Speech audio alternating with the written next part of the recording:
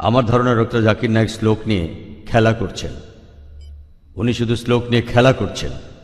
ইসলাম এই পৃথিবীর মানুষকে ভাগ করেছে দুই ভাগে, একটা হলো মুমিন, আরেকটা হলো কাফের। অবশ্যই আমরা ইসলাম ধর্মের এই কথাগুলো বিশ্বাস করি না, মানতেও পারি না। তাই ইসলাম ধর্ম যেভাবে আমাদের উপর সর্বজনীন ভ্রাতৃত্বকে চাপিয়ে দিচ্ছে, সেটা আসলে কখনোই সম্ভব না। ইসলাম মানুষের মধ্যে শুধু বিভেদ তৈরি করে। তাদের মধ্যেও আছে শিয়া, সুন্নি, এছাড়াও ইসলামে আরো 70টা গোত্র আছে। হ্যাঁ, আমি আমার প্রশ্ন করছি, সমস্যা ইসলাম এটা দিতে পারবে না। পৃথিবীতে একমাত্র হিন্দু ধর্মই আমাদের সর্বজনীন ভ্রাতৃত্ব উপহার দিতে পারবে। এক্কাম সত্তা বিপ্রবাহুদা ভদান্তি, একটু আগে আপনি বললেন। ইসলাম এটা কোনোভাবেই মানে না। গরু হত্যা করছে, কাফির হত্যা করছে, তাদের সম্পত্তি কেড়ে নিচ্ছে, লুট, নারী নির্যাতন। ইসলামই বলে ভ্রাতৃত্ব, তাহলে কিভাবে আসবে? আপনার মুখে ভ্রাতৃত্বের কথা আসলে শুধু শ্লোক নিয়ে খেলা করা। আপনি আসলে হিন্দু ধর্ম বলতে গিয়ে ইসলাম ধর্ম বলে ফেলেছেন। ভাই, আপনি বেশ কিছু মন্তব্য করেছেন। আর ইসলাম বলে ইন্নাল্লাহ মাস-সাবিরিন, নিশ্চয়ই আল্লাহ তাদের সঙ্গে আছেন যারা ধৈর্যশীল। ভ্রাতৃত্ব বজায় রাখতে গেলে আপনাকে ধৈর্যশীল হতে হবে। ধৈর্যশীল যদি আমরা না হই, তাহলে ভাইয়ের সাথে ভাইয়ের যুদ্ধ লেগে যাবে। ইসলাম বলছে সূরা আল বাকারার 153 নম্বর আয়াতে আছে ইন্নাল্লাহ মাস-সাবিরিন, নিশ্চয়ই আল্লাহ ধৈর্যশীলদের সঙ্গে আছেন। আর ভ্রাতৃত্ব বজায় রাখতে চাইলে ধৈর্যশীল হতে হবে।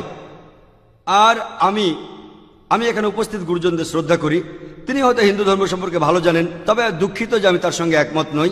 ইসলাম সম্পর্কে তার জ্ঞান কিছুটা কম। আর ওনার সাথে আমি একমত যে ইসলাম ধর্মে মানুষকে দুই ভাগে ভাগ করা হয়। একটা হলো যারা বিশ্বাসী মুমিন, আরেক দল হলো কাফির, উনি যেভাবে বললেন। আর প্রত্যেক ধর্মেই দুই প্রকার মানুষ আছে, এমনকি হিন্দু ধর্মেও হিন্দু আর অহিন্দু। খ্রিস্টান ধর্মে খ্রিস্টান আর অখ্রিস্টান, ইহুদি ধর্মে ইহুদি আর নন ইহুদি, ইসলামে মুসলমান আর অমুসলমান। তাহলে ইসলাম আলাদা হলো কি করে? আর আমি এখানে হিন্দু ধর্মের সমালোচনা করব না, আমি সমালোচনা করব না। কিন্তু আজকের এই লেকচারে আমি হিন্দু ধর্ম নিয়ে কথা বলবো, কারণ আমি বিভিন্ন ধর্মের একজন ছাত্র হিসাবে আমি বেদ পড়েছি, আমি উপনিষদ পড়েছি। তবে এখানে ছোট্ট একটা মন্তব্য করি। হিন্দু ধর্মগ্রন্থ বেদে আছে যে এই মানুষ জাতি সৃষ্টি হয়েছে সর্বশক্তিমান ঈশ্বরের 4টে অংশ থেকে। তার মাথা থেকে এসেছে ব্রাহ্মণ, বুক থেকে এসেছে ক্ষত্রিয়, আর উরু থেকে বৈশ্যরা ব্যবসায়ী জাত, আর পা থেকে শূদ্ররা বর্ণপ্রথা। আমি এটা নিয়ে মন্তব্য করতে আসিনি, আমি এটা চাই না। আমি চাই না হিন্দু ভাইদের মনে আঘাত দিতে। ইসলাম ধর্ম এটার অনুমতি দেয় না। আমি এসব নিয়ে মন্তব্য করছি না, কোনো ধর্মের সমালোচনা করছি না, আমি কারো সমালোচনা করছি না। আমি কথা বলছি না যে কোনো ধর্ম ভুল। তবে আপনি যদি ভালোভাবে বেদ পড়ে থাকেন, আপনি এখানে সবাইকে বলতে পারেন বেদে কথা বলে কিনা যে স্রষ্টার মাথা থেকে ব্রাহ্মণ এসেছে, তার বুক থেকে ক্ষত্রিয়রা এসেছে, উরু থেকে এসেছে বৈশ্যরা ব্যবসায়ী জাত, বিদ্বান গোত্র, যোদ্ধা গোত্র, ব্যবসায়ী গোত্র, শূদ্র। শূদ্ররা হলো সবচেয়ে নিম্নবর্ণের। আর ডক্টর আম্বেদকর এটা নিয়ে বই লিখেছেন। আমি সব খুলে বলছি না। হিন্দু ধর্ম আমি ভালোভাবে পড়েছি। আমি হিন্দু ধর্মের অনেক কিছু শ্রদ্ধা করি, বেশ কিছুর ব্যাপারে একমত নয়, এটা আমাকে আপনি বলতে বাধ্য করলেন। পবিত্র কোরআনে সূরা আনামের 108 নম্বর আয়াতে আছে তাহাদিগকে গালি দিও না আল্লাহকে ছাড়িয়ে তাহারা যাহাদিগকে ডাকে, কেননা অজ্ঞানতাবশত তাহারা গালি দিবে আল্লাহ সুবহানাহু ওয়া তাআলাকে। এখানে আমি হিন্দু ধর্মের ভালো দিকগুলো নিয়ে বলেছি। কথাটা হলো তারা এক ঈশ্বরের ধারণায় বিশ্বাস করে। আপনার প্রশ্নের ব্যাপারে বলি যে আপনি বলেছেন মুসলিমরা তারা মানুষ খুন করে, এছাড়াও তারা হত্যা করে। আপনি বললেন গরু, ঠিক আপনি কথা বলেছেন। এই সবগুলো অভিযোগের উত্তর দেওয়া দরকার, সময় এখানে কম, কয়েকটার উত্তর দিচ্ছি। অন্য কেউ প্রশ্ন করেন, আপনাদের সবার ভুল ধারণাগুলো আমি ভেঙে দেব, আমারও ভালো লাগবে। আর ভুল ধারণাগুলো ভাঙিয়ে দিলেই তারা ইসলামকে ভালোভাবে বুঝতে পারবে। এজন্য আমার লেকচারে সবসময় একটা প্রশ্নোত্তর পর্ব থাকে। আর আমরাও বলি যখন কেউ সমালোচনা করে আমারও ভালো লাগে। যত বেশি সমালোচনা হবে তত বেশি বোঝাতে পারবো, তত ভালো করে ইসলামকে বুঝতে পারবেন। আমিও সেটাই করি। ইসলামও বলে সত্যকে ছড়িয়ে দিতে। হিকমার সাথে পবিত্র কোরআনে সূরা নেহালের 125 নম্বর আয়াতে আছে উদু ইলা সাবিলি রাব্বিকা বিল হিকমা ওয়াল মাউযিতিল হাসনা ওয়াজাদিলুম বিল্লাতি আহসান। মানুষকে প্রতিপালকের পথে আহ্বান করো হিকমত আর সদুপদেশ দ্বারা।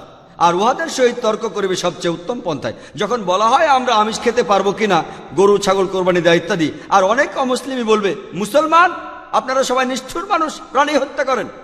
ভাই আপনাদের আমি বলি, একজন মুসলমান খুব ভালো মুসলমান হতে পারে, এমনকি যদি সে পুরোপুরি ভেজিটেরিয়ান হয়। এটা বলা হয়নি যে আপনাকে অবশ্যই ভেজিটেরিয়ান হতে হবে ভালো মুসলিম হতে গেলে, কিন্তু পবিত্র কোরআনে অনেকবারই বলা হয়েছে যখন তুমি মাংস খেতে পারো তখন মাংস খাবে না কেন। পবিত্র কোরআনে সূরা মাইদার 1 নম্বর আয়াতে উল্লেখ আছে, বলা হয়েছে যে ইয়া আইয়ুহাল্লাযিনা আমানু, হে মুমিনগণ, তোমাদের অঙ্গীকার পূর্ণ করিবে আর তোমাদের জন্য কিছু চতুষ্পদ প্রাণীকে হালাল করা হইয়াছে আর কিছু প্রাণী হারাম। পবিত্র কোরআনে সূরা নাহলের 5 নম্বর আয়াতে উল্লেখ আছে যে আল্লাহ চতুষ্পদ জন্তু সৃষ্টি করিয়াছেন যাহাতে তোমরা শীত নিবারণ করিতে পারো এবং উহাতে বহু উপকার রহিয়াছে এবং উহা হইতে তোমরা আহার করিয়া থাকো। পবিত্র কোরআনে সূরা মুমিনুনের 21 নম্বর আয়াতে উল্লেখ আছে তোমরা চতুষ্পদের মাংস আহার করতে পারো। আমরা জানি যে আমিষে, এখানে অনেক ডাক্তার আছেন, আমি একজন মেডিকেল ডাক্তার, এতে অনেক প্রোটিন আছে, প্রচুর আয়রন আছে, আর এগুলো খুবই সুস্বাদু। আর এইসব আমিষ জাতীয় খাবারে আপনি যে প্রোটিন পাবেন, এই পরিমাণ প্রোটিন আর কোথাও পাবেন না, আপনি পাবেন না। নিরামিষের মধ্যে সয়াবিনে আপনি সবচেয়ে বেশি প্রোটিন পাবেন, সেটাও আমিষের প্রোটিনের চেয়ে অনেক কম। আর এবার আমি গরু হত্যা নিয়ে কিছু কথা বলি। যদি হিন্দু ধর্মগ্রন্থগুলো পড়েন, আমি এখানে কোন ধর্মের সমালোচনা করছি না, ভাই একটা প্রশ্ন করেছেন তাই আমাকে সত্য কথাটা বলতে হবে। হিন্দু ধর্মে আমিষ খাওয়ার অনুমতি দেওয়া হয়েছে। হিন্দু ধর্মগ্রন্থে দেখবেন সাধুসন্তরা আমিষ জাতীয় খাদ্য খায়, এমনকি গরুর মাংস। পরবর্তীতে অন্যান্য বেশ কিছু ধর্মের প্রভাবে, যেমন ধরুন জৈন ধর্ম ইত্যাদি, মানুষের উপর অহিংসার দর্শনের প্রভাব এসে পড়ল, তারা প্রাণী হত্যা বাদ দিল, তারা এই দর্শনটাকে তাদের জীবনধারায় যোগ করলো। তবে ইসলাম ধর্ম প্রাণীদের অধিকারের কথা বলে থাকে। শুধু প্রাণীদের অধিকার নিয়ে আমি একটা লেকচার দিতে পারি। পবিত্র কোরআনে আছে পশুর উপর বেশি বোঝা চাপিও না, তাদের প্রতি সদয় হও, তাদের খাদ্য দাও, কিন্তু প্রয়োজনে তোমরা তাদের মাংসও খাইতে পারো। আর যদি আপনি অন্যান্য ধর্মগুলো ভালোভাবে দেখেন, অনেকে আমিষ খেতে বারণ করেছে। এই দর্শনের ভিত্তিটা হলো এই যে আপনি প্রাণী হত্যা করবেন না, কারণ তাদের জীবন আছে, সে কারণে আমিষ খাওয়াটা অন্যায়। আমি এর সাথে একমত। যদি কোনো মানুষের পৃথিবীতে মানুষ হত্যা না করে থাকে, সেখানে আমিই থাকবো সবার উপরে। সর্বজনীন ভ্রাতৃত্ব হিন্দু ধর্মে আছে যে সব প্রাণী আপনার ভাই। প্রত্যেক প্রাণী, হোক সে সাপ, পাখি অথবা পতঙ্গ। আমি আপনাদের একটা প্রশ্ন করছি যে কোন মানুষটা হাজার হাজার ভাইকে না মেরেও 5 মিনিটের জন্য বেঁচে থাকতে পারে? এখানে যারা মেডিকেল সায়েন্স পড়েছেন তারা ভালো বুঝতে পারবেন যে আপনারা যখন নিঃশ্বাস নেন তখন আপনার শরীরে প্রচুর ময়লা জীবাণু ঢুকে, সেগুলোকে মেরে ফেলেন। তার অর্থ এই ধর্মে বাঁচার জন্য আপনার ভাইদের আপনি মেরে ফেলছেন। ইসলামের সর্বজনীন ভ্রাতৃত্ব বলে মানুষ জাতির প্রত্যেকেই আপনার ভাই। বিশ্বাসের ভ্রাতৃত্বে প্রত্যেক মুসলমানই ভাই ভাই, প্রত্যেক প্রাণীই আমার ভাই নয়। তবে অন্য প্রাণীদের রক্ষা করতে হবে, তাদের ক্ষতি করবেন না, বিনা কারণে তাদের অত্যাচার করবেন না, তবে প্রয়োজন হলে সেগুলোর মাংস খেতে পারেন। ইসলামের সর্বজনীন ভ্রাতৃত্ব বলে মানুষ জাতির প্রত্যেকেই আপনার ভাই। বিশ্বাসের ভ্রাতৃত্বে প্রত্যেক মুসলমানই ভাই ভাই, প্রত্যেক প্রাণীই আমার ভাই নয়। তবে অন্য প্রাণীদের রক্ষা করতে হবে, তাদের ক্ষতি করবেন না, বিনা কারণে তাদের অত্যাচার করবেন না, তবে প্রয়োজন হলে সেগুলোর মাংস খেতে পারেন। তাই যে দর্শন বলে আমিষ খাবার খাওয়া অন্যায়, কারণ এখানে আপনি প্রাণী হত্যা করছেন, বিজ্ঞান প্রমাণ করেছে, এমনকি গাছপালারও জীবন আছে, আপনারা জানেন। তাই এ কথা এখানে খাটছে না যে প্রাণী হত্যা করা অন্যায়। তাই এখন তারা যুক্তিটা পাল্টে বলল যে আচ্ছা, গাছেরও জীবন আছে, তবে তারা ব্যথা অনুভব করে না, তাই গাছ হত্যার চেয়ে প্রাণী হত্যা অনেক বড় অপরাধ। আর আজকের দিনে বিজ্ঞান উন্নত হয়েছে, আমরা জানি গাছও ব্যথা অনুভব করে, এমনকি গাছও কাঁদতে পারে, গাছেরও ভালো লাগতে পারে। তাই গাছ ব্যথা অনুভব করে না, এটা টিকলো না। এখানে ব্যাপারটা হলো যে গাছের কান্না মানুষ শুনতে পায় না, কারণ মানুষ কানে যে শব্দ শোনে সেটা সীমা 20 সাইকেল পার সেকেন্ড থেকে 20,000 সাইকেল পার সেকেন্ড। এই সীমার মধ্যে কিছু হলে মানুষ সেটা শুনতে পায়, এই সীমার নিচে বা উপরে মানুষ কিছু শুনতে পায় না। যেমন ধরুন কেউ যদি ডগ হুইসেল বাজায়, ডগ হুইসেল চেনেন, যেটাকে বলে সাইলেন্ট ডগ হুইসেল। যখন কেউ এই হুইসেল বাজায়, এটা সীমা হচ্ছে 20,000 সাইকেল পার সেকেন্ডের উপরে, 40,000 সাইকেল পার সেকেন্ডের নিচে। কুকুর 40,000 সাইকেল পার সেকেন্ড পর্যন্ত শুনতে পায়। তাই কেউ যদি হুইসেল বাজায়, কুকুর হুইসেলটা শুনতে পারে কিন্তু মানুষ শুনতে পায় না। এটাকে বলা হয় সাইলেন্ট ডগ হুইসেল। একইভাবে গাছপালার যে কান্নাকাটি আমরা মানুষরা কিছুই শুনতে পাই না, তবে গাছও কাঁদে, তারাও ব্যথা অনুভব করে। আমাদের একজন ভাই বললেন, যিনি বিষয়টা নিয়ে বেশ তর্ক করছিলেন, আর আমাকে বললেন, ভাই জাকির, আপনার কথা আমি মেনে নিলাম যে গাছপালারও জীবন আছে, তারাও ব্যথা অনুভব করে, তবে আপনি কি জানেন যে গাছের দুটো ইন্দ্রিয় কম আছে, তাদের 3টা ইন্দ্রিয় আছে, পশু পাখির ইন্দ্রিয় আছে 5টি। তাই গাছপালা হত্যার চেয়ে পশু হত্যা করা অনেক বড় অন্যায়। আমি তাকে বললাম যে ভাই, ধরুন আপনার একজন ছোট ভাই আছে, সে ছোটবেলা থেকে বোবা আর কালা, দুটো ইন্দ্রিয় কম। সে বড় হওয়ার পরে কেউ একজন তাকে খুন করে ফেললো, আপনি কি বিচারককে বলবেন, ও মি লর্ড, এই খুনিকে কম শাস্তি দিন কারণ আমার ভাইয়ের দুটো ইন্দ্রিয় কম ছিল? এই কথাই বলবেন? আপনি বলবেন, ও মি লর্ড, তাকে দ্বিগুণ শাস্তি দিন কারণ সে একজন নিষ্পাপ মানুষকে হত্যা করেছে। তাই ইসলামে এটা কোনো যুক্তি নয় যে 2 বা 3টা ইন্দ্রিয়। পবিত্র কোরআনে সূরা বাকারার 168 নম্বর আয়াতে আছে, যে বৈধ খাদ্যবস্তু আছে তাহা তোমরা আহার করো। তার অর্থ যেগুলো বৈধ আর হালাল খাবার সেগুলো খেতে পারো। আর এ কারণে আপনারা দেখতে পাবেন যে গবাদি পশু, আল্লাহ সুবহানাহু ওয়া তাআলার ইচ্ছায় গবাদি পশু বংশ বিস্তার করে বেশ তাড়াতাড়ি, মানুষ এবং অন্যান্য পশুর তুলনায় বেশ তাড়াতাড়ি দ্রুত বংশ বিস্তার করে। যদি আপনার কথা মেনে নেই যে মানুষ কোনো গবাদি পশু খাবে না, তাহলে পৃথিবীতে গবাদি পশুর পরিমাণ অনেক বেড়ে যাবে, অনেক বাড়বে। আর বললেন গরু হত্যা করা, এ নিয়ে বই লিখেছেন মৌলানা আব্দুল করিম পারেক।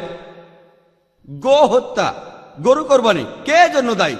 যদি ভালোভাবে দেখেন, যারা চামড়া নিয়ে ব্যবসা করে, গরুর চামড়া, মুসলিম অমুসলিম উভয়ই আছে, চামড়া, গরুর চামড়া, তারা এটা করে।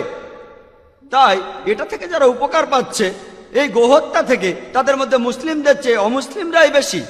তাই যদি ইতিহাস ভালোভাবে জানেন আর যুক্তিও ভালোভাবে বোঝেন, আমরা জানি আল্লাহ বলেছেন যে বৈধ খাদ্যবস্তু আছে তাহা তোমরা আহার করো, যদি এটা খান এতে কোনো সমস্যা নেই। এছাড়াও যদি ভালোভাবে দেখেন, তৃণভোজী প্রাণীর দাঁতগুলো যদি দেখেন, গরু, ছাগল, ভেড়া, তারা শুধু শাকসবজি খায়, তাদের দাঁতগুলো সব সমান। যদি আপনারা মাংসাশী প্রাণীর দাঁতগুলো ভালোভাবে খেয়াল করেন, সিংহ, বাঘ, চিতাবাঘ, তাদের দাঁতগুলো খুব সুচালো, তারা শুধু মাছ মাংস খায়। যদি আপনি মানুষের দাঁত দেখেন, আয়নায় আপনার নিজের দাঁত দেখতে পারেন, আমাদের সুচালো দাঁত আছে, সমান দাঁতও আছে। যদি সর্বশক্তিমান ঈশ্বর আমাদের শুধু নিরামিষই খেতে বলতেন, তাহলে আমাদের সুচালো দাঁত দিলেন কেন? কেন? আমিষ খাওয়ার জন্য? যদি আপনারা তৃণভোজী প্রাণীদের পরিপাকতন্ত্র ভালোভাবে খেয়াল করেন, গরু, ছাগল, ভেড়া, তাদের পরিপাকতন্ত্র শুধু নিরামিষই হজম করতে পারে। মাংসাশী প্রাণীগুলোর পরিপাকতন্ত্র, বাঘ, সিংহ, চিতাবাঘ, তারা শুধুমাত্র আমিষ হজম করতে পারে। আর আমাদের মানুষের পরিপাকতন্ত্র আমিষ নিরামিষ দুটোই হজম করতে পারে। যদি সর্বশক্তিমান ঈশ্বর আমাদের শুধু নিরামিষই খেতে বলতেন, তাহলে কেন এমন পরিপাকতন্ত্র দিলেন যেটা আমিষ নিরামিষ দুটোই হজম করতে পারে? তাই বিজ্ঞান নিয়ে যদি পরীক্ষা করেন, সৃষ্টিকর্তা আমাদের আমিষ নিরামিষ দুটোই খাওয়ার অনুমতি দিয়েছেন। আশা করি উত্তরটা পেয়েছেন। যদি আপনার অন্য কোনো প্রশ্ন, কোনো ভুল ধারণা থাকে, আমি আনন্দের সাথে তার উত্তর দেব। একবারে একটা ধারণা বলবেন যাতে আমি তা দূর করার সময় পাই।